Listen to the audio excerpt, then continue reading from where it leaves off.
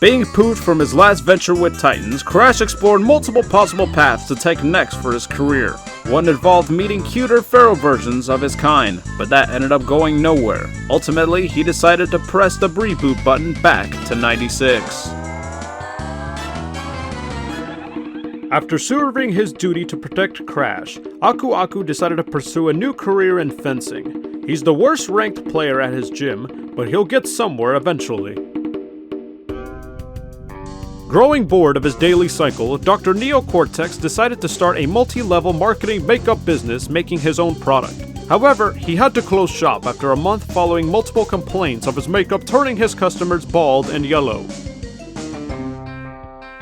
Recalling her experience punching all the lab assistants during her rescue by Crash, Tawna decided to put her martial arts skills to use by entering the Ultimate Fighting Championship. Crash and Coco's cheers once convinced her to revert what was meant to be a rigged match.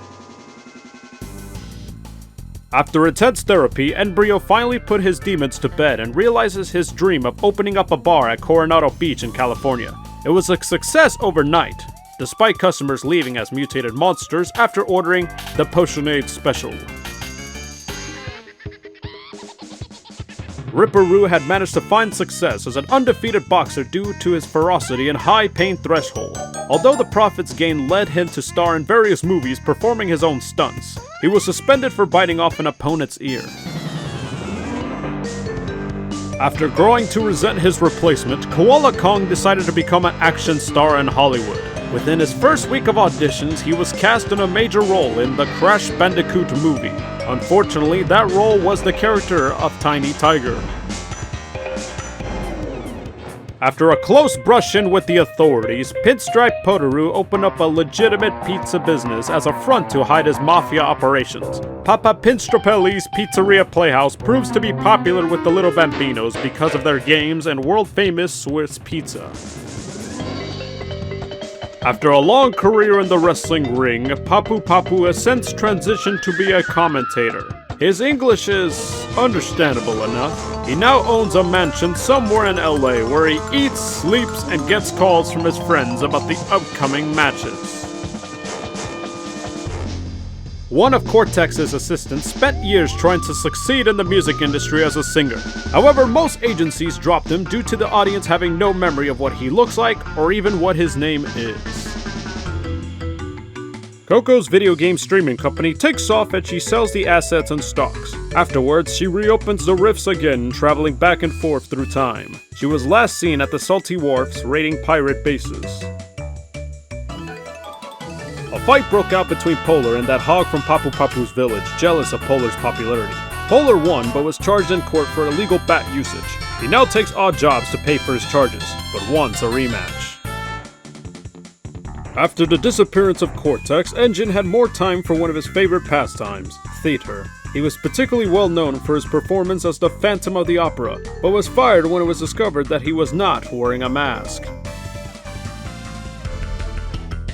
Tiny used the leftover profits from his exercise videos to establish a chain of country clubs statewide. He spends his spare time struggling to golf at one of his prominent courses, which leaves many a club bent wayward or broken in half. After another failed jewelry laundering scam, the Komodo brothers have decided to trade in their robes and become robbers instead.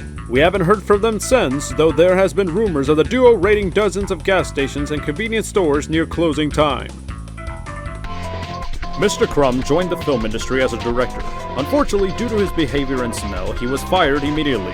It is said that one of his cancelled projects, Killer Chickens from Outer Space, was later reconstructed as a Fast and Furious movie. Uka Uka has been hiding behind the rear of Cortex Castle. He has been manifesting on how he will attempt to cause world domination again. Unfortunately, there wasn't much to help him reach his goal, so he just stayed there alone for several more years. After many foiled plots, Entropy needed a timeout. The Clockman is also quite the bookworm. He found another genius way to let the world hear his exquisite voice, narrating literature. One flaw, children's books. Apparently Tropy's voice fits Halloween more than birthday parties. Being unfulfilled by his career in villainy, Dingodile decided to go back to college to pursue his true passion of cooking. While he passed his business management minor, he was shortly expelled from his culinary arts major due to his unorthodox animal carcass-inspired recipes. During those last years, Puro was wandering around the beach of Wampa Island, which led to curiosity from some tourists. Our little tiger cub ended up becoming the beach mascot, and he even got his own balloon during the last parade of Mosquito Marsh. Having so much fun helping Crash on his adventures, Baby T began helping all local critters with getting around the jungle. He named his service Jungle Run. He now adorns a saddle to make sure riders are cozy. Payment in fish, please. Fake Crash started his own career as a stand-up comic/impressionist as a means to separate himself from a fading brand. While he was a hit with audiences, it was ironically enough the only time he had been so widely recognized as Crash Bandicoot.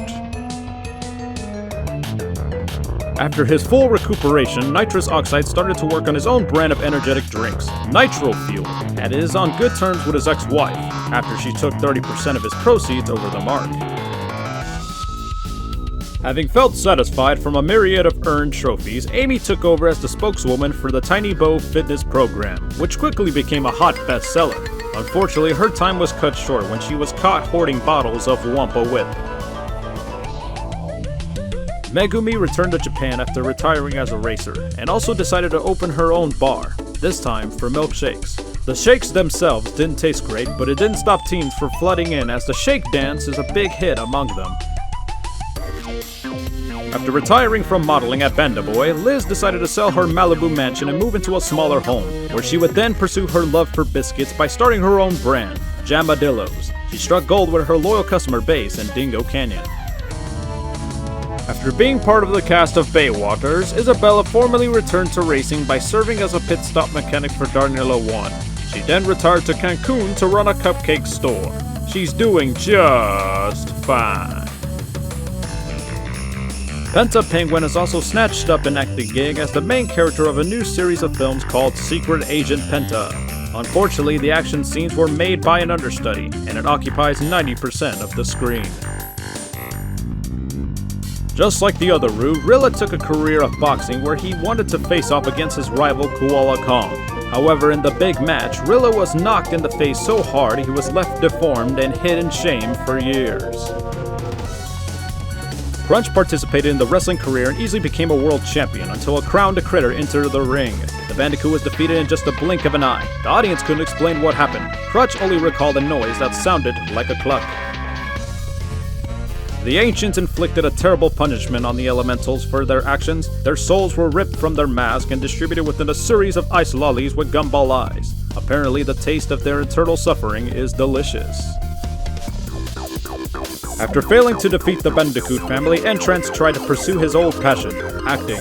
He performed to a full theater every night. Unfortunately, due to an accident, a Humpty Dumpty scene ended up being too real. Future shows are suspended temporarily. After his defeat at the hands of Team Bandicoot, Vila lost the respect of his empire and was banished. During his exile, he rebuilt his emperor body and became a notorious space pirate. He is now one of the top criminals of the galaxy. Zem and Zam decided they wanted a different career path and went to magic school to become full-time magicians. Things are going well, but they have had to change their act a few times as the bunnies keep mysteriously going missing. The days were simple and long for Crunk. He hadn't even noticed that time had passed, spending all those years attempting to master the yo-yo. His trance was not broken by triumph at last. Rather, he was almost crushed by the mysteriously multiplying tiny statues. Nash took a break from racing and picked up jogging to keep himself moving. He has run 16 non-stop laps around the planet Baron and is still going. No one knows when or if he'll ever stop. The Norms decided to become an author and explorer as they wrote about their experiences traveling to other planets. Some of their books include The Phenomena of Phenomena, Terra's Part, and their most controversial book, Astroland, The Fakest Frontier. Defeated after the Nitro Kart Championship, Geary led a simple life as a janitor on Technique. He frequently upgrades his parts to ensure that he is the cleanest robot on the planet, until he has to clean assembly lane. Nina Cortex became lead guitarist for the band Nitro's Priest. She was fired for not being able to play the guitar and for a scandalous use of real lasers on their last tour. After that, she decided to resume her studies.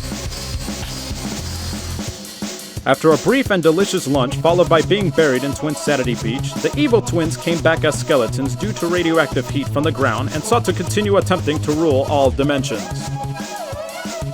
Meanwhile, Evil Crash continued to live life in the 10th dimension, doing the things he regularly did: hunting, growling, and messing with the ant drones. Madame Amberly retired after her fall and opened a flower shop exclusively for villains. Doom and Bloom, no dentists allowed. The shop is still open today despite multiple, albeit alleged, cases of death and dismemberment by her infamous giant Venus fly traps. Farming alone became insufficient for earnest income, so he moved to another village and decided to try his hand at fishing with his friends. Recently, with the proceeds, he has been thinking of opening an agricultural forest school. After recovering from the accidental detonation of Engine's battleship, Rusty Walrus carried his cooking skills and catering on filming locations. You may know him as the man who fed the cast of the TV movie Clown for the Count 2, Bozo's Big Break.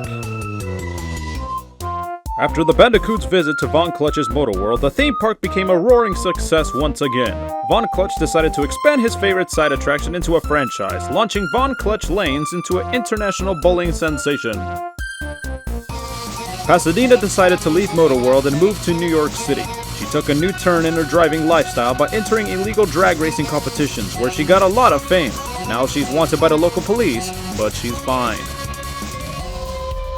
Willie, after regrowing in Clutch's garden after a mix-up involving compost, tried to kill his boss a second time, only to be unceremoniously thwarted. He has since been demoted to janitor and is being rehabilitated at the Academy of Evil with even less pay and benefits. After growing bored of racing, Chick and Stu decided to split up to find some other sports to commentate for. They each searched through a vast array of professional sports to no avail, but they eventually reunited over a mutual love of mini golf. The Viscount, not entirely satisfied with his already large sum of money, decides to turn the newly purchased Cortex Castle into the best theme park resort of the century, Citadel City. Cortex has attempted to sue many times, however all lawsuits fell through. Scorpilla retired from villainy to pursue her passion, writing romance stories. After revising some older fan works, her self-published novella, Wumpering Heights, became a bestseller. A film adaptation is in development, although rumors say Scorpilla is wrestling with the studio for full creative control. Feeling inspired after racing, Yaya Panda returned home to craft something that was as sweet as fierce as she was at her family-owned fish vendor, the Wasabi Wumpa Roll.